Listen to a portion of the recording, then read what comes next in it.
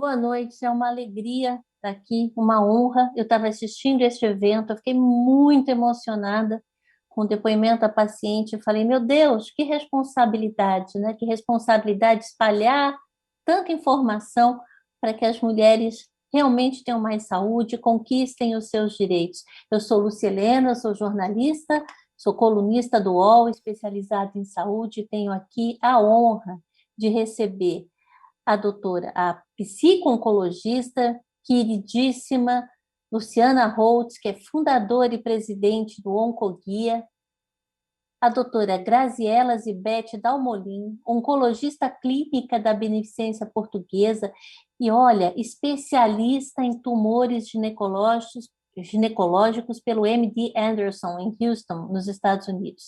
Aqui também a doutora Clarissa Matias, médica oncologista da Oncoclínicas e presidente da Sociedade Brasileira de Oncologia Clínica, a SBOC. E outra queridíssima, a doutora Karime Kalil, que eu sempre fico nas nuvens quando escuto falar, é uma médica oncologista especializada em tumores femininos, que são os tumores de mama e os tumores ginecológicos. Ela é membro da SBOC, membro da ASCO e é aqui desse grupo maravilhoso, o Grupo Brasileiro de Tumores Ginecológicos, GBTG, EVA. Bom, meninas, eu queria fazer uma rodada aqui com vocês, porque quando a gente vai falar de direitos, né, antes da gente mergulhar nas minúcias, eu penso assim, para a gente correr atrás de alguma coisa, aliás, eu escutei isso exatamente da doutora Andréia, para a gente correr atrás de alguma coisa, a gente precisa saber que ela existe, né? E eu tenho a impressão de que a gente ignora muitos dos nossos direitos quando tem uma situação tão delicada, tão difícil, é mesmo que dá um branco total. Eu queria fazer uma rodada com vocês, talvez eu pedir para a Luciana, rapidinho, assim, qual a impressão, cada uma de seu banco, cada uma de seu observatório, as pacientes, as mulheres conhecem os direitos quando elas recebem, aliás, antes do diagnóstico, a suspeita de um tumor ginecológico. Quem quer começar? Luciana, você quer começar? Nossa, posso começar assim. Quero agradecer muito o convite de estar aqui com vocês. Obrigada, Grupo Eva. Que bom estar aqui com você, Lu. E, bom, eu vou começar dizendo que não, né? Que eu acho que é um dado importante aí. Já fica aqui meu convite. A gente precisa falar mais de direitos. Que bom que a gente está aqui encerrando esse primeiro encontro de pacientes do EVA para falar de direitos, mas existe sim muita desinformação. Estava até contando para vocês, a gente teve uma oportunidade de rodar uma pesquisa que foi idealizada por 6 ONGs juntas, então o ONCO, FEMAMA, o pessoal do Melanoma Brasil, né? Então 6 ONGs juntas, e a gente focou justamente assim, nas nossas redes sociais, nós perguntamos para os nossos, né, para os nossos seguidores, para a turma que está pertinho da gente, se eles conheciam seus direitos, e a gente focou especificamente na Lei dos 30, na Lei dos 60, e essa pergunta primeira, né, você conhece seus direitos, que a gente tinha certeza que ia ser 100% a resposta, não foi, né, foi 60%. Né? Então, existe sim desinformação, a gente precisa falar mais, porque, né, os direitos eles são importantes, né, as pessoas têm, infelizmente, acho que existe desinformação, e depois acho que eu posso falar mais um pouquinho, mas também existe descrença, né, então, mas ixi, eu vou fazer o quê com essa lei, né, mas eu vou ter que ir lá, né, mas eu tenho que levar um relatório, mas eu tenho que, né, tem, né, o direito precisa ser compreendido na teoria, mas ele precisa ser praticado na prática, né? Então, e a outro dado que eu queria, só para começar aqui nossa discussão, trazer, é que o Onco tem, né, a gente tem o nosso canal de atendimento, que é gratuito, né, via um canal do 0800, e ainda 50% das ligações são relacionadas a direitos sociais. Então, a grande demanda, né, nos procura para entender, né, para conhecer. Tem gente que, a grande maioria liga e fala, você pode me explicar quais são os meus direitos? Então, tem sim essa demanda, né, que a gente obviamente fica muito feliz porque a gente está ali para isso, e aí tem a turma que liga porque está enfrentando algum desafio para conseguir o direito na prática. Então, essa é a minha fala inicial aqui para a gente Mas ouvir todo mundo. Mas eu achei ótimo e achei espantoso, metade, né? É bastante gente, é metade da demanda, 40% não conhecer. E o bom de quem está nos ouvindo aqui, de quem está nos assistindo, é que eu brinco que mulher é ótima para espalhar notícias, gente. Vamos espalhar tudo que a gente aprender aqui, né? Eu sou leiga como vocês que estão assistindo, eu não estou aí do lado das doutoras, eu estou do lado das pacientes, né? Então a gente precisa espalhar isso, fazer colocar ali desde os tempos do coreto da praça, a gente é muito boa para trocar informação de saúde. Doutora Graziela, quer saber? Posso tratá-la de você, doutora Graziela? Com certeza. Opa, eu Boa queria noite a saber. Boa noite, todos. minha querida. Eu Eu estou queria muito saber feliz de estar aqui. qual é a sua impressão ali, com sua experiência e clínica na beneficência, qual é a sua impressão? As pacientes concordam com o que a Luciana falou?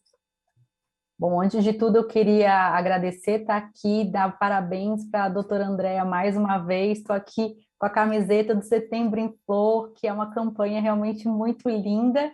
E eu concordo muito com a Luciana, eu acredito que existe muito ainda desinformação, e eu acho que um papel importante do médico atual hoje é a gente mudar também a cultura do paciente. Eu acho que o médico antigo era um médico muito de é só o que eu digo, é só o que faço o que eu digo, não questione, não busque, não vá atrás de segunda opinião, só existe essa verdade do que eu falo.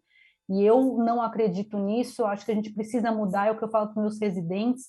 O paciente ele não só precisa saber os direitos das leis do câncer e os direitos das medicações, ele precisa saber que ele tem o direito de ser ouvido, ele precisa saber que ele tem o direito de ter uma pessoa que tem empatia pelo que ele fala, pela queixa dele, e que ele tem o direito de questionar o médico e que o médico não é o dono da verdade, e que existem decisões compartilhadas e que isso vai ser cada vez mais comum na nossa prática, principalmente quando a gente tem doenças mais raras, situações mais graves. Então, eu acho que existe não só o desconhecimento de muitos dos direitos dos pacientes, mas eu acho que a gente precisa realmente ter um movimento de mudar a cultura da passividade do paciente, de que só existe um médico ditando e o paciente ouvindo, e o paciente ser ativo também na sua busca pelo tratamento, na sua busca por todo o conhecimento relacionado a isso.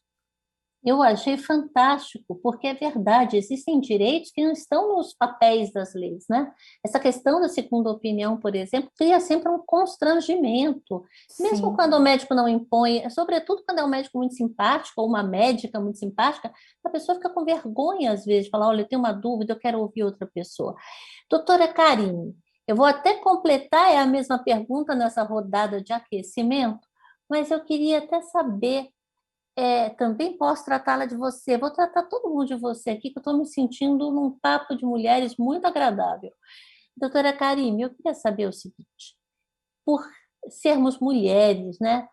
Os direitos, o câncer, na sua percepção, isso não está na pipeta, não dá para medir, mas o câncer ele tem um impacto maior, eu quero dizer, no dia a dia na rotina de uma mulher, porque a gente é um polvo, a gente faz 300 coisas ao mesmo tempo, a gente cuida de filhos, a gente cuida dos pais, a gente cuida do mundo, né?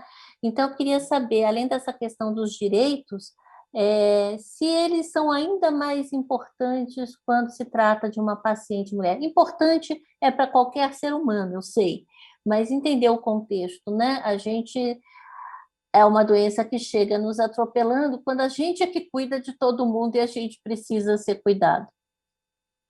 Perfeito. Um prazer estar aqui com todos vocês, é um prazer participar de mais um evento do Grupo Eva, muito feliz com essa iniciativa. Eu acho que em relação à primeira parte, né, em questão dos direitos, eu acho que eu diria, colocaria uma outra informação também, ali no tete-a-tete, no consultório com os pacientes, dificilmente nós temos o espaço de tempo para discutir direitos com o paciente, né? Então, em geral, uma primeira consulta de oncologia, né, os oncologistas sabem, é uma consulta cheia de muitas informações, em que os pacientes muitas vezes saem repletos, né?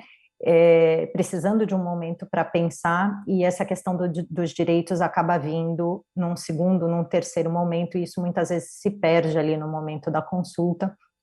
Então, é muito comum hoje, na verdade, aqueles pacientes que têm algum grau maior de independência e de proatividade vão buscar muitas vezes essa questão dos direitos na internet, né? E aí eu parabenizo o trabalho que a Luciana tem feito, que realmente hoje a gente tem empoderado nossos pacientes a buscarem os seus direitos através das iniciativas como o Oncoguia. No meu caso, participo também de um perfil no Instagram chamado Umas Mulheres, que a gente tem também levado informação de qualidade especificamente dos direitos das pacientes com câncer, né? Então, acho que existe um papel muito grande fora, né, da consulta, mas reitero também o que a Grazi falou, não são só esses direitos, são o direito também de escolha, né?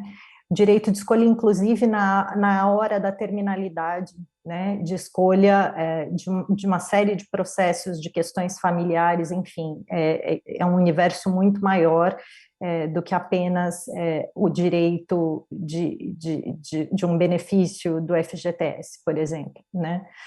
Em relação aos direitos em questão de ser mulher ou não, eu acho que eu estou um pouco com você. Eu acho que direitos são direitos independente de sermos homens, mulheres da nossa idade ou não. Acho que no Brasil, e posso falar isso assim, tendo vivenciado duas culturas muito diferentes, no Brasil, infelizmente, as mulheres realmente são as donas desses múltiplos papéis, do papel de mãe, do papel de dona de casa, do papel de trabalhadora, enfim, são muitas as funções que caem nos ombros das mulheres, que isso é uma característica muito própria da nossa cultura no Brasil, né? E sim, é mais comum que as mulheres sejam cuidadoras de si próprias ou do próprio marido, e sejam as pessoas que muitas vezes vão estar na frente buscando, inclusive, essa informação sobre os direitos, né? Seja lá uma filha, uma mãe, enfim. Mas a impressão que eu tenho é que esses ventos estão mudando, né? Então, eu acho que a gente tem que ver os direitos como todos, na verdade, não só como a questão das mulheres. Obrigada. E aqui eu queria saber a opinião também da doutora Clarissa, né? Quando eu falei dessa questão dos direitos das mulheres, quando eu falei da mulher ser um povo, eu também pensei muito nessa questão da gente também se dar, sei que aqui a gente está falando do direito-lei, mas se dar ao direito, e aí depois, até vou cutucar de novo, Luciana, como psicólogo, o direito à fragilidade, né? Parar de querer. Às vezes a gente precisa parar para esse balanço de se cuidar. Doutora Clarissa, boa noite. Qual a sua Boa opinião, noite. doutora Clarissa? Nós conhecemos os nossos direitos, a senhora que tem essa gávea, né, de estar ali na SBOC. Então você chama todo mundo de senhora, de você, e a mim você chama de senhora, né? Não, olha a importância. Estou brincando, são todas importantes. Na verdade, eu preciso dizer que eu sou uma jornalista das antigas. A Luciana, que me conhece há mais tempo, sabe. Eu trato todos os meus entrevistados de senhor e senhora. É Mas muito pode me pouco chamar de natural você. para mim chamar de você, mas é que eu estou me sentindo num ambiente. Eu não sei se eu já estava assistindo o evento antes, tão gostoso, e de discussões tão sensíveis, que eu fui para você. Você, Clarissa, o que você acha? Então, na verdade, existe realmente uma desinformação muito grande, né?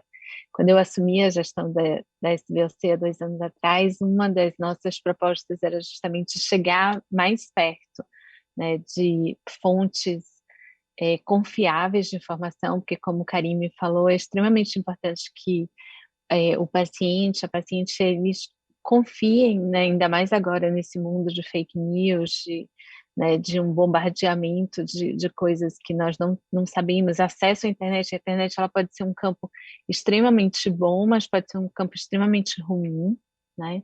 Então, nós nem sempre temos a curadoria, né, de jornalistas, né, como você, Lúcia, para garantir essa fidelidade. Então, grupos como o Oncoguia são extremamente importantes para validar essa informação e para tornar o conhecimento público. Então, assim, eu gostaria de parabenizar o Grupo Eva, que é um grupo que eu vi desde o iníciozinho lá, torço muito por todos vocês, tenho uma admiração muito grande por Andréa, por Angélica, né, agora Luciana Landeiro também está muito envolvida, Karime, Grazi, então todas vocês aqui então é extremamente importante essa informação. Amei a campanha do setembro, eu acho que realmente assim, nós mulheres precisamos conhecer nossos corpos. É muito triste ver uma mulher chegando, às vezes com câncer de vulva, que é um câncer extremamente aparente, e ela não sabe que ela tem o direito a ir numa UPA, ela tem direito a ser referenciada para um diagnóstico. Então, como a Luciana falou, faz muito parte do tratamento do paciente correr atrás, tá? Não é dizer assim, não, mas eu encontrei uma porta fechada aqui, não, mas eu vou para uma outra, eu vou e vamos conseguir cuidar dessa população. Mas aí, doutora Clarice, eu vou lhe provocar. Aliás, eu falei, em vez de falar SBOC, eu falei errado, né? Já gastei minha lista de gafes aqui nessa noite. Comecei com o telefone, com o microfone desligado, mas o que eu gostaria é o seguinte: como é que a gente pode, então, empoderar essa mulher, né? Como é que, não, bate numa porta, não deu certo, não vai outra, mas na verdade ela já está fragilizada pela situação. Quais são os recursos, na sua opinião, que nós temos para empoderar essa mulher, para que ela sinta essa força, essa coragem, eu bati numa porta, não deu certo, eu vou bater em outra, eu vou atrás disso, eu vou atrás daquilo. Primeiro já ficou claro que é o conhecimento dos seus direitos. Mas a partir do momento que eu conheço, como eu empodero? Quais são as estratégias, na sua opinião, mais efetivas para isso? Então, eu acho que hoje você precisa não só do conhecimento, né, mas você precisa ter uma pessoa do outro lado para estar lhe ajudando, né? E nem sempre existe essa disponibilidade, por exemplo, de um médico, uma UPA, em algum lugar que vá pegar essa paciente pela mão e vá guiá-la nesse sentido. Então, é isso que a gente estava conversando sobre a importância do oncoguia, por exemplo, né, que através de um telefone você tem uma pessoa do outro lado que vai estar ajudando qualquer pessoa, né, do Oiapoque ao Chuí, realmente a tentar encontrar esse caminho. Então, hoje até eu estava vendo uma paciente com câncer de pulmão, e que é uma das embaixadoras, Luciana, de Lu, e ela chegou com os papéis da mão, ela falou, olha o que essa paciente me mandou aqui, ela recebeu um exame e tal. Então, assim, essa rede de conhecimento, né, que tem uma porta de entrada, é importante. Então, e você conhecer seus direitos, assim, você fazer valer seus direitos. Existe uma lei que precisa ser cumprida, né, e que a Secretaria de Saúde do seu município pode ser responsabilizada pelo não cumprimento dessa lei. Mas aí eu acho que também tem o que a gente falou aqui, né? Alguém falou, não usou a palavra desesperança, mas eu até traduzi, acho que foi Luciana mesmo. Luciana, crença, descrença. Luciana, fizeram muitos elogios a você, quer dizer que eu assino embaixo, e eu, quando vou escrever minha coluna e o assunto é câncer, muitas vezes, para não escrever bobagem, falo, deixa eu ver o que a Luciana escreveu sobre isso, vou lá e bisbilhoto, né? A gente tem que ter essa rede virtuosa, isso não tem nada de feio confessar, a gente tem que trocar, consultar as fontes que são boas, e a Oncoguia é uma fonte maravilhosa, espetacular, é minha fonte também, viu, Luciana, quando eu vou escrever minhas matérias, as minhas colunas do UOL. Eu queria saber o seguinte, Luciana, o papel das associações de pacientes, e pensando no universo dos tumores ginecológicos, tem um oncoguia maravilhoso, mas precisamos de mais, a gente precisa multiplicar a existência dessas associações. Qual o papel delas nesse contexto dos direitos? Lu, eu não tenho dúvida, eu acho que não é só a Oncoguia, não, né? Tem várias outras. Eu sei que aqui no decorrer do dia, pela programação, né, já teve a presença de outras ONGs, então precisa conhecer sim, usar e abusar de todo mundo, cada um do seu jeitinho, né, de acordo ali com a sua escolha, com as ações prioritárias, estão à disposição, né, para apoiar, para informar, para defender direitos, né, cada um ali, né, puxar um pouquinho para o seu próprio jeito mesmo, né? A sua escolha de atuação. Mas acho que o principal papel que eu vejo, né, e linkando um pouco até com a tua pergunta anterior para a doutora Clarissa, e a gente vive muito isso na prática, né? É exatamente o que a doutora disse, né? A parceria entre informar, apoiando, sabe? Assim, a gente sente muito isso, porque às vezes a informação sozinha, né, é difícil, né, de ser deglutida, assimilada. Então, o que a gente percebe faz muita diferença, né? Mesmo ali pelo fio do telefone, né?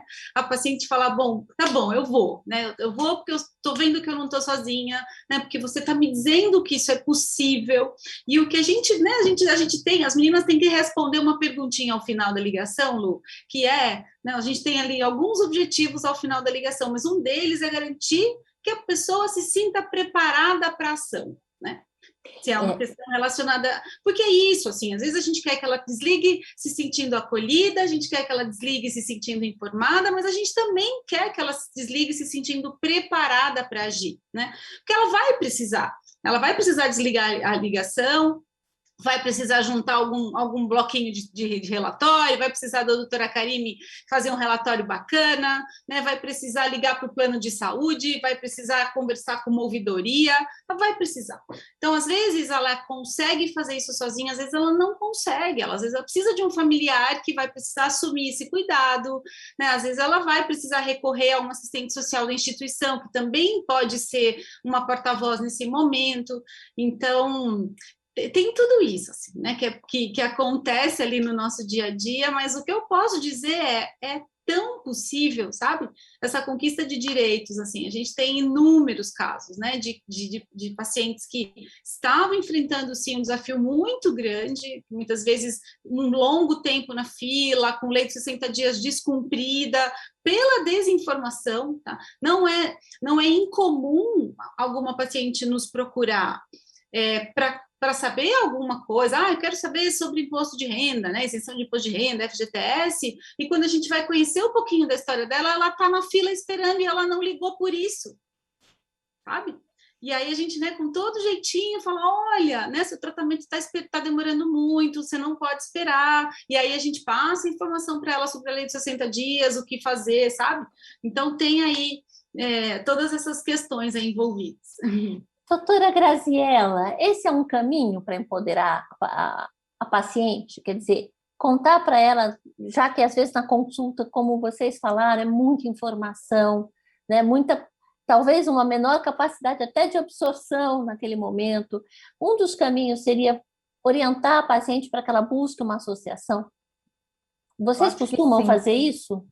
Eu acho que são muitas as formas de empoderar as pacientes. Eu acho que realmente o papel do terceiro setor na saúde ele é fundamental, não só na oncologia, mas no suporte de todas as doenças crônicas. Então, são várias as associações para pacientes com câncer, para pacientes com câncer ginecológico, que auxiliam nessas pessoas.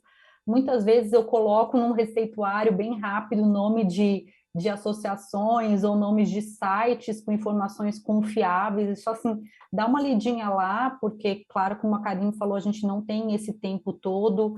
Eu acho que em hospitais públicos, em que o serviço social ele é muito importante, essa conexão com as associações e o terceiro setor ele também pode ajudar muito, principalmente em cidades menores, em que o secretário de saúde consegue muitas vezes auxiliar na regulação, entrar em contato com a fila e tentar realmente encaminhar a paciente. Eu acho que em cidades maiores isso é bem mais complexo, mas cidades menores é um pouco melhor. E serviços particulares também, e mesmo serviços públicos organizados, muitas vezes terem cartilhas de direitos de pacientes que possam ser distribuídas ou no site do hospital, ou mesmo de uma forma impressa, no momento do tratamento, e tudo isso pode ser repassado e pode realmente trazer aquela luzinha de que a pessoa ela pode buscar ou ter algum familiar que possa ir ajudar na luta porque é uma jornada, é uma caminhada longa mesmo, e toda hora vai ter alguma pedra no caminho não é fácil, então realmente sempre vai precisar ter alguma busca de alguma coisa em algum momento. Olha, quero lembrar quem está nos assistindo que vocês podem mandar perguntas, que elas chegam aqui e eu vou fazer a pergunta de vocês também. Falou de uma questão fundamental, e eu aqui vou dar o direito, vocês quererem me esgoelar, de fazer a pergunta como leiga, né? Então, vou começar pela lei dos 30 dias. Acho bonito, 30 dias, se o médico tem uma suspeita, eu tenho 30, no máximo 30 dias de fazer o exame para confirmar ou não se é um caso de um tumor maligno, certo? Aí, se eu não consigo marcar esse exame, esse caminho é longo, né? Porque tem que bater na porta da secretaria primeiro, antes de buscar uma assessoria jurídica. É isso mesmo? Quem pode me explicar quais são os meus direitos, né? Que a lei ela existe, mas quando o médico fala, precisamos fazer Bom, vou dar um passo atrás. Primeiro que o médico precisa falar que ele tem a suspeita de um câncer. E muitas vezes, até com medo de assustar o paciente, doutora Graziela, já está aí, fala, assim, está com medo de assustar o paciente. O médico, às vezes, pede o exame e não conta porque está pedindo. Isso existe também, não existe? Infelizmente, sim, eu sou muito revoltada com isso, eu sempre tento explicar os resultados, a menos que a pessoa não queira saber, mas nesse caso ela nem tem diagnóstico ainda, né? Ela precisa saber e correr atrás, inclusive ela precisa ser orientada sobre a gravidade e a brevidade de correr atrás disso. Então, acho que é fundamental uma orientação para o paciente sobre essa informação. Então, doutora Karine, né, para quem está nos assistindo, uma dica digamos assim, nem número 1, 0, quando eu recebo a orientação, quando o médico me pede um exame, é um direito do paciente perguntar, pedir para o médico explicar com toda a transparência por que ele está pedindo aquele exame, porque para ela correr atrás da lei dos 30 dias, ela tem que saber que existe uma suspeita, senão podem marcar para o dia do Deus dará e a pessoa não vai fazer cumprir a lei. Absolutamente, é um direito, sim, do paciente perguntar qual é a suspeita do médico, né, e um pouco isso que a Graziela tinha falado, né, de a gente praticar uma medicina, de certa forma, que seja menos paternalista, que só o médico toma as decisões para o paciente, mas que o paciente tenha participação em todas as decisões desde o começo, né. Então, isso, sem dúvida nenhuma, é sim um direito. Essa questão da suspeita diagnóstica, ela pode ser muito vaga, porque às vezes o médico pode ter uma suspeita diagnóstica, não necessariamente baseada em exames de imagem, mas às vezes por uma anemia mais intensa que o paciente tem. Então, eu acho isso um pouco capcioso, né, da lei dos 30 dias. Quando é exatamente o momento que o médico tem a suspeita? Porque às vezes essa suspeita antecede o que normalmente se pensa, né, os exames de imagem, um exame de colonoscopia, um exame de endoscopia. Às vezes essa suspeita vem de muito antes, às vezes de um simples, uma manifestação como uma trombose na perna, por exemplo, em alguém em torno de 60 anos, ou um aumento de volume abdominal. Então, o momento, na verdade, da suspeita do médico, ela abre espaço para bastante discussão, né? Ele deveria, desculpa a ignorância, ele deveria escrever, né, no pedido que ele tem uma suspeita para que a pessoa possa correr atrás aí para fazer valer a lei dos 30 dias, isso precisa estar explicitado no pedido do exame? Sem dúvida, idealmente explicitado no pedido do exame e no prontuário médico do paciente. Lu, sabe o que eu queria complementar? Fale, claro, por favor. A gente participou de muito pertinho, né, de todo o processo de criação dessa lei, né? E o que eu acho que é importante a gente lembrar? Ela nasceu por um motivo muito importante, que é o tamanho, né, o número de diagnósticos avançados que a gente tem no Brasil, né? Então, acho que assim, claro, né, participei de inúmeras discussões com gestores, até mesmo com médicos, ai meu Deus, mais uma lei, né? E aí, nós já tem a dos 60, nos 60 a gente não consegue fazer diagnóstico precoce, né? Porque está priorizando o início do tratamento e tal. Eu acho que assim, a força de tudo, claro que ela precisa individualmente funcionar, óbvio, mas ela ela teve ali, né, e continua tendo, né, uma força que eu acho que aí vem até um outro trabalho das ONGs, um outro trabalho, né, que o próprio Grupo Eva está fazendo, que é o que a gente vem falando, né, de influenciar políticas públicas, de você propor políticas públicas que sejam sustentáveis, que você consiga criar o debate, sabe? Então, assim, existia um incômodo muito grande, existe ainda, que é né, quanto a gente fica fazendo diagnóstico avançado no Brasil. O que a gente quer dizer com essa lei? E o que as pessoas precisam entender, né? É um jeito que a gente encontrou, a Karine quer falar, a gente encontrou, sabe, de sinalizar para as pessoas que existe jeito de você fazer diagnóstico precoce e que isso é muito importante, sabe? A diferença mesmo, muitas vezes, entre viver e não viver, sabe? Então, acho que isso a gente precisa, sabe, contar para as pessoas, e o que é outra informação que a gente percebe que muitas vezes o paciente não tem noção, né? Que essa questão dos prazos e das próximas etapas também são muito importantes, né? A gente acompanha pacientes perdidos no sistema, né? Às vezes com a biópsia na mão e fala, e agora para onde eu vou? Sabe? Então, e às vezes o próximo passo é muito importante, né? Assim, mas qual é o especialista? Quem que vai, né? Quem que vai definir meu tratamento, sabe? Desculpa, Karine.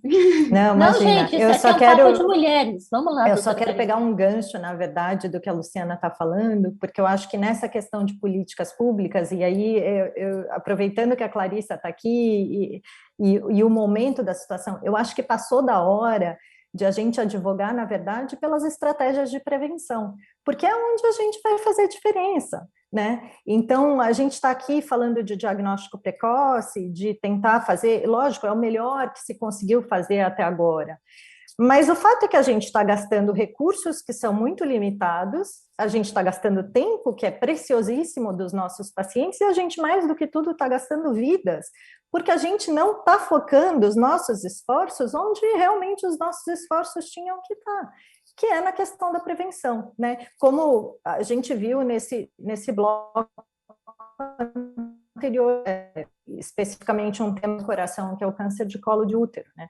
Então, eu acho que aqui também faz parte do empoderar, o empoderar começa antes de eu ser uma paciente com câncer, né? E aí sim, estamos falando de mulheres, de homens, mas principalmente das mulheres, de conhecer seu corpo. Acho que o setembro tem todo esse significado, né? A gente tem que bater na tecla um pouco antes do que a gente fez até agora.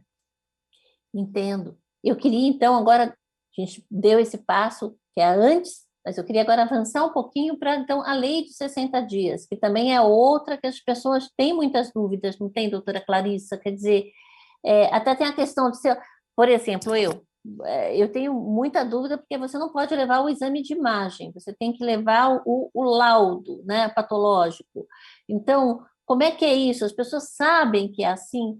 E vou até aproveitar aqui, não sei se você quer me responder, mas, assim, casos de pacientes da rede privada, a gente tem muito isso.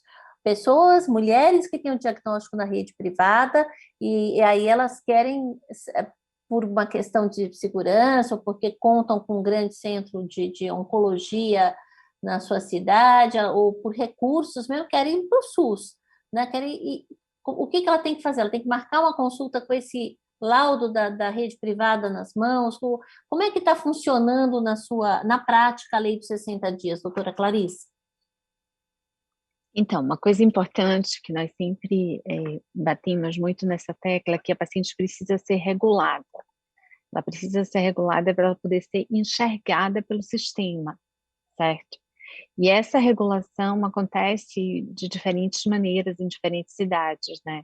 Existem cidades que você tem uma central de regulação, então, por exemplo, grandes capitais, né, como Salvador, Rio de Janeiro, São Paulo, Belo Horizonte, você tem você tem a central de regulação que precisa da existência dessa biópsia positiva para que a paciente seja, então, distribuída, né, para uma consulta com um oncologista ou para uma consulta com a radioterapia. Então, de novo, esse empoderamento da paciente ele é extremamente importante nesse momento, porque precisa ser realmente essa chegada, você não tem como falar assim, mas eu preciso iniciar meu tratamento. Se você não for enxergada pelo sistema, você não vai conseguir, tá? E no passado, né, Luciana, existiam maneiras de você meio que driblar esse sistema, isso era extremamente comum. Então, na verdade, essa lei da regulação veio para proteger as pacientes como um todo, e a regulação tem funcionado. Eu acho que isso é uma coisa muito importante de nós, assim, aplaudirmos o SUS, né, porque é um programa que realmente ele tem diversos pontos que são extremamente importantes. Então, nós conseguimos, claro que dentro de uma série de problemas e limitações que existem, que existe uma vontade muito grande de correção né, por parte de vários órgãos, mas nós temos um sistema que, de alguma maneira, se ele for seguido, se a paciente correr atrás, ela consegue um tratamento digno, né? E nós conversamos muito com pessoas de outros países e nem sempre isso acontece mesmo em países muito desenvolvidos. Olha, nós temos que começar a chegar aqui perguntas da nossa audiência. Eu vou fazer a pergunta da Rosana. A Rosana, da Boa Noite a todos. Boa noite, Rosana. Ela foi diagnosticada em novembro com câncer de ovário, mas ela só passou a recolher, que é o benefício, a partir de fevereiro. É possível ter acesso ao benefício? Eu acho que ela quis dizer antes, o retroativo, não ficou muito claro para mim, Rosana, mas aí eu entendi assim, o que está escrito é que ela passou a recolher em fevereiro, e se se é possível ela ter acesso ao benefício. Quem responde? Lu, eu vou só falar para ela que se ela quiser uma orientação bem especializada, é melhor ela ligar lá no Onco. Porque às vezes não são só essas informações, sabe? Tem um pacotinho de informações que são necessárias para entender direitinho se vai preencher o critério ou não. Então, fica aqui meu convite, né, para a Rosana, se ela quiser conhecer um pouquinho do Oncoguia, tem o 0800 773 1666. Amanhã, cedinho, ela já pode ligar das 9 às 16. Olha aí, ela até complementou com o caso dela, que ela se desligou de uma empresa, mas acho, Rosana, que o melhor caminho é esse. E aqui, até aproveitando para reforçar, olha que bacana você contar com associações de pacientes para receber esse tipo de orientação. Elas são fundamentais nessa história dos direitos. Aí tem a dúvida da Roberta. Ela demorou para fazer os exames e ela quer saber o seguinte: se essa demora para fazer os exames e ter um diagnóstico, se deve mais à resistência ou à não atenção ao paciente ou à dificuldade mesmo para conseguir fazer o exame? É uma questão mais de falta de atenção ou é uma questão mais estrutural? O que vocês acham? Vou voltar para a doutora Graziella. Pergunta difícil, hein? Acho que depende muito do tipo de exame, né? Então, muitas vezes exames de imagem, especialmente exames de imagem mais complexos, como ressonância, exames mais caros, eles realmente têm uma dificuldade, principalmente no serviço público. Muitas vezes, algumas cidades, os pacientes precisam até de transporte fora de domicílio, fazer em outras cidades, então existe essa dificuldade estrutural, sim, né? A depender do tipo de exame, algum exame mais específico também, mas pode ser que aconteça também realmente numa consulta muito rápida, algum ponto que não se passou pelo médico ou pela equipe multiprofissional que acompanhou o paciente, e isso acabou passando também. Então, acho que são múltiplas as situações, não existe uma situação só, mas com certeza existe dificuldade estrutural no serviço público e em vários serviços privados também, isso eu não tenho dúvida. É um mix das suas coisas, portanto, né? Doutora Karime, a gente tem aí, eu ouvi no bloco anterior, né? Já sabia um pouquinho e aprendi um pouco mais sobre o projeto de lei da medicação oral, né, para o tratamento do câncer. Eu queria saber, assim, quando a gente escuta, quais são os direitos das pessoas quando chega uma novidade dessa, ou mesmo acesso a outros tratamentos que são tratamentos de ponta. Doutora Karime, você podia explicar um pouquinho sobre isso para nós? Então, esse, de fato, é um projeto muito importante. Eu acho que a primeira contextualização é a gente entender que as coisas na oncologia estão mudando. A gente está passando de uma fase de décadas, na verdade, em que os principais tratamentos oncológicos eram feitos por via venosa, né? E hoje a gente passa a ter a maior parte das drogas que estão sendo desenvolvidas são drogas, na verdade, de tratamento oral. Então, esse projeto, ele tem uma importância no presente, mas ele é um projeto que está olhando para o futuro. O futuro da oncologia está caminhando para isso, para que as medicações, elas não sejam necessariamente administradas dentro do consultório médico, dentro de uma clínica, mas que elas passem a ser mais convenientes para os pacientes e serem administradas por via oral. Elas continuam sendo medicamentos contra o câncer, agem de formas, às vezes, diversas, um pouco diferente do que as quimioterapias clássicas, mas ainda assim são medicações que têm efeitos colaterais e que precisam de orientação médica, enfim, não deixam de ser tratamentos oncológicos, né? O que acontece é que hoje, uma vez que a Anvisa aprova a bula desses medicamentos no Brasil, para que os pacientes que estão inclusos, principalmente dentro do sistema de saúde suplementar, recebam essas medicações pelos seus convênios, é necessário que essas medicações estejam no rol da ANS, da Agência Nacional, no rol da ANS. E esse rol, até pouco tempo atrás, ele era atualizado a cada 2 anos, existe, enfim, leis que tentam, uma das principais críticas, na verdade, é a velocidade de atualização do rol da ANS, que era feito praticamente a cada 2 anos. Então, existem projetos de lei para que essa atualização ocorra de forma contínua, e que as aprovações sejam feitas, por exemplo, semestralmente, a cada 6 meses, né?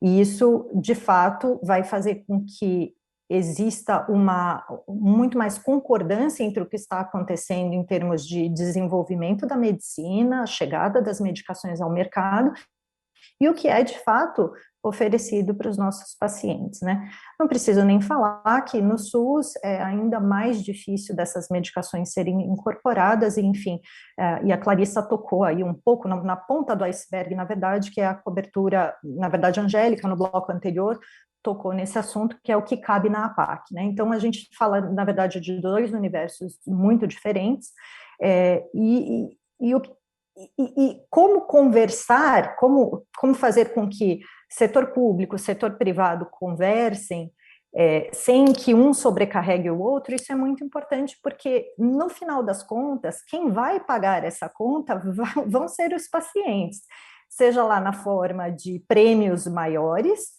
né, ou pacientes que, eventualmente, vão ter que migrar da saúde suplementar para o setor público, por não conseguirem arcar com os custos do sistema de saúde suplementar.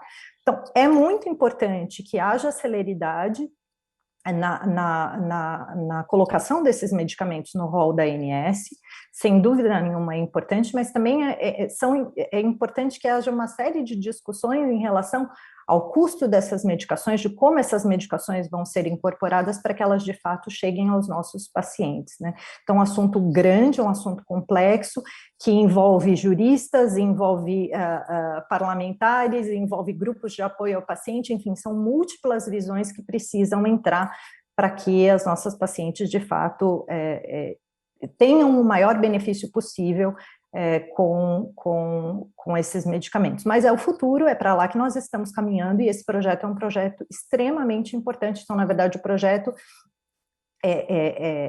ele pede para que, na verdade, não seja necessário haver aprovação desses medicamentos no rol da ANS, já que, para as medicações venosas, isso não é necessário, né? Então, é uma barreira muito grande para que isso chegue ao paciente. Então, resumindo, assim, grosso modo, é isso, e tem uma importância, sem dúvida, muito grande.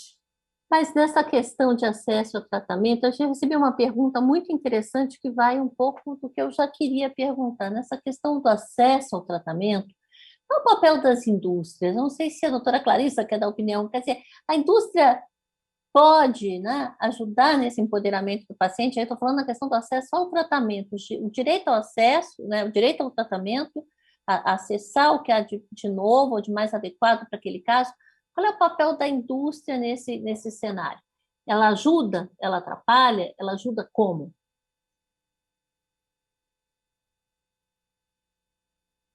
Você está fazendo um monte de pergunta complicada aqui, né? Não, Então, mas o assim... assunto é complexo. Não, e essa pergunta é complicada, porque, assim, na verdade, é uma linha muito tênue, né? Então, assim, por exemplo, no Brasil existe uma proibição de você fazer, como é nos Estados Unidos, propagandas a nível de televisão, né, sobre avanços medicamentosos. Então, o que a indústria faz muito é, por exemplo, chegar através de reportagens, né? Então, por exemplo, foi aprovada uma nova medicação para câncer de mama. Então, existem reportagens que são colocadas na mídia informando o público sobre aquele medicamento. Hoje você tem, né, os sites das grandes indústrias que você consegue acessar através do Google, e você, de novo, tem sites, por exemplo, uma medicação foi aprovada na Anvisa para câncer de endométrio, então vai estar lá, né, em sites que são sites responsáveis. O grande problema foi o que já foi discutido, esse abismo que existe em relação a certos medicamentos e certas aprovações entre o que a PAC paga e o que realmente, né, existe de mais novo. Então, assim, eu acho que a indústria pode ajudar muito, e eu tenho batido muito nessa tecla em relação à questão da pesquisa clínica, porque o problema do custo de medicamento não é um problema só do Brasil, tá? É um problema de todo o mundo. Então, todo o mundo vive isso, mesmo os países mais desenvolvidos, não tem como o sistema de saúde arcar com o custo desses medicamentos. Então, a pesquisa clínica é uma maneira de você chegar com medicamentos de ponta, né, e ofertar isso, e o Brasil sabe fazer pesquisa clínica. Claro que você precisa ter centros desenvolvidos em relação a isso, mas aí o governo já não ajuda, porque você tem uma série de trâmites que são extremamente demorados, o que torna o Brasil muito pouco competitivo. Existe agora a indústria dos genéricos, né, que está chegando para vários medicamentos oncológicos. Então, assim, eu acho que, na verdade, é uma roda, né, complexa, de várias mãos, e todo mundo vai ter que contribuir um pouquinho, né, dentro da sociedade para que nós possamos ofertar o melhor tratamento para o paciente com câncer. Olha, o nosso tempo está terminando, mas eu gostaria de propor o seguinte para vocês, vejam se vocês concordam. A gente queria que desse um recado direto para essa mulher que está nos assistindo, com isso em mente, como é que ela pode fosse a melhor amiga de vocês, porque no fundo aqui eu já me senti amiga de todos os pacientes que eu ouvi, a gente é o que nos liga, essa humanidade, né? Então eu gostaria que vocês dessem o melhor conselho, a melhor dica para fechar esse evento com chave de ouro, que a pessoa saia desse bloco e fala assim, eu tive um insight de uma coisa que pode me ajudar e que eu vou, como disse a Luciana, não só aprendi, mas eu vou tomar uma ação. Olha, essa é a pergunta. Eu não sei por onde começar, vou começar pela Luciana, pronto. Lu, eu vou conversar com as pacientes que estiverem aqui nos acompanhando, né? Eu acho que é muito difícil enfrentar um câncer, né? Não é fácil, mas hoje, né, não dá, acho que fica aqui meu convite para que ela realmente não abra mão de todos os recursos que estão disponíveis, e a gente falou de muitos aqui, né? A informação é um deles, né? Contar com o apoio de toda a equipe multiprofissional, né? Entender direitinho, se autoconhecer, né? Porque eu acho que a partir do momento que eu me conheço, eu entendo bem as minhas vontades, as minhas prioridades, e assim, não é para guardar para mim isso, eu preciso levar isso para o oncologista, né? Para o onco poder saber, até isso pode definir a escolha de tratamento. Então, a doutora Grazi trouxe muito isso, né? Essa coisa de se reconhecer como um protagonista nesse momento, é possível, né? Não é para todo mundo, não é receita de bolo, não tem que todo mundo ser assim, e ela pode, né, definir direitinho, né, olhando para o seu próprio limite até onde ela quer ir, né? Então, acho que é esse o meu recado, lembrar que o Oncoguia está à disposição e agradecer muito, muito, muito, muito o convite. Doutora Karine.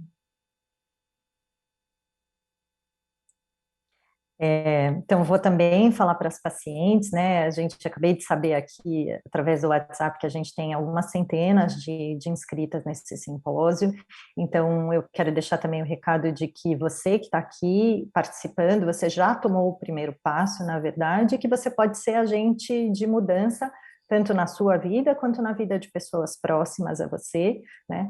Às vezes vai ser naquela situação ali no encontro com as amigas, às vezes vai ser no salão de beleza que você frequenta, enfim, eu acho que você pode ser, sim, agente de mudança, trazendo informação, levando esses recursos que você aprendeu aqui hoje, né, para os seus conhecidos. Nós estamos fazendo a nossa parte, seja lá como Grupo Brasileiro de Tumores Ginecológicos, seja como Umas Mulheres, seja como Sociedade Brasileira de Oncologia Clínica, então todos nós estamos trabalhando para levar o melhor da informação para todas vocês. Sabemos que esse é apenas um pedaço, mas nós estamos juntos. Doutora Clarissa. Bom, eu gostaria de pegar um gancho extremamente importante que a Karine trouxe, que é a prevenção. Então, é muito caro tratar o câncer, é muito caro diagnosticar o câncer. Então, vamos prevenir, vamos vacinar nossas crianças, vamos perder peso para reduzir o risco de câncer de endométrio, câncer de mama, vamos fazer exercício, vamos reduzir o uso de tabaco, praticar o sexo seguro. Então, assim, nós realmente precisamos prevenir. Inclusive, quem já teve um câncer, quem é paciente de câncer, prevenir e evitar que ele volte, né? Todos esses comportamentos Exatamente. diminuem muito esse risco, vamos nos cuidar. E agora, doutora Graziella? Muito obrigada, acho que já foi falado muita coisa muito bonita aqui essa noite, e para encerrar, eu acho que passar por um câncer é muito difícil, e eu sei bem o que é isso também, então busque ajuda, né? Busque alguém, busque sua família, busque um amigo, procure se abrir para pessoas do seu hospital, vai ter sempre alguém, algum ombro que vai lhe ajudar, vai poder dar uma orientação, um caminho, né? Se precisar, a gente não precisa ser nem super mulher, nem super homem, né? Se precisar descansar, descanse, se precisar se permitir, se permita, né? E entender que tem muita gente no mundo querendo ajudar quem está passando por isso. Então, se permita pedir ajuda, se permita buscar e lutar contra tudo isso. Queria agradecer a presença de todas, todas, todas. Assim, eu aprendi muito, eu tinha feito uma lista de perguntas que vocês não sabem o tamanho, mas o tempo fez assim. Eu queria saber de direitos de trabalho, eu queria saber de muitas coisas. Se me convidarem de novo, eu faço a segunda metade das perguntas, porque eu tinha assunto aqui para 2 horas. E eu queria agradecer principalmente, claro, né? Queria agradecer o Grupo Eva, esse convite. Queria agradecer por esse evento como um todo, que eu já estou aprendendo desde o primeiro bloco, que fui acompanhando, e que adorei também essa campanha Setembro em Flor. Eu queria oferecer aqui esta flor para cada uma de vocês, né, as nossas debatedoras, e também para cada mulher que está nos assistindo, que poderá acessar esse conteúdo depois. Eu brinquei hoje nas minhas redes sociais que a gente tem a força, né, a força feminina, a gente tem direitos também, vamos atrás deles, e não só para se cuidar, mas eu tenho certeza que quando uma mulher com um perrengue desse se cuida, ela ajuda a mudar o mundo, ela dá para o mundo uma dose, uma injeção de coragem, força, que reverbera de uma maneira como você nem imagina. Isso, na verdade, você não está aprendendo, você tem muito a nos ensinar quando for atrás dos seus direitos. Espalhem isso, meninas, e muito, muito obrigada. Um abraço especial à doutora Andréia pelo convite. Muito obrigada.